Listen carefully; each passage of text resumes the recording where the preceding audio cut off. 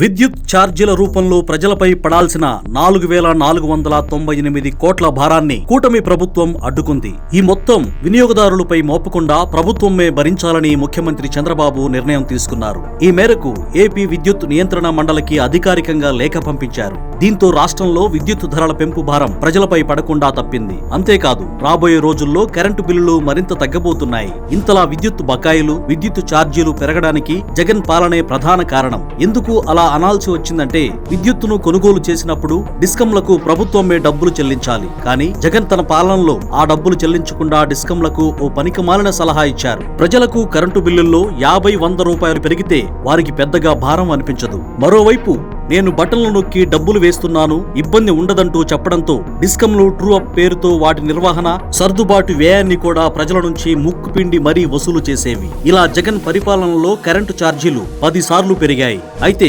చంద్రబాబు ముఖ్యమంత్రి అయిన తర్వాత ఇంతవరకు విద్యుత్ ఛార్జీలు పెంచలేదు. అయినా జగన్ చేసుకున్న ఒప్పందాల మేరకు డిస్కంలకు డబ్బులు చెల్లించాల్సి ఉంటుంది. ఆ భారాన్ని ప్రజలపై మోపకుండా ప్రభుత్వమే భరించేలా చంద్రబాబు నిర్ణయం తీసుకున్నారు. 2024 జూన్ నుంచి ఈ ఏడాది జనవరి వరకు మొత్తం 18 నెలల కాలంలో 10,000 కోట్ల భారాన్ని ప్రభుత్వం భరించింది. అంతేకాకుండా ప్రభుత్వం ఇచ్చే రాయితీలు కూడా నేరుగా డిస్కంలకు అందుతూ ఉండడంతో వాటి ఆర్థిక స్థితి బలపడింది. 2026లో విద్యుత్ ఛార్జీలను మరింత తగ్గించాలని చంద్రబాబు లక్ష్యంగా పెట్టుకున్నారు. సౌరశక్తి ద్వారా పగటిపూట వ్యవసాయానికి ఉచిత విద్యుత్ అందించే దిశగా చర్యలు చేపడుతున్నారు. ఒక పక్క విద్యుత్ రంగంలో సంస్కరణలు తీసుకువస్తూనే మరోపక్క ప్రజలపై భారం తగ్గించాలన్న ప్రభుత్వ నిర్ణయం లక్షలాది కుటుంబాలకు ఆర్థిక భరోసాగా నిలుస్తోంది.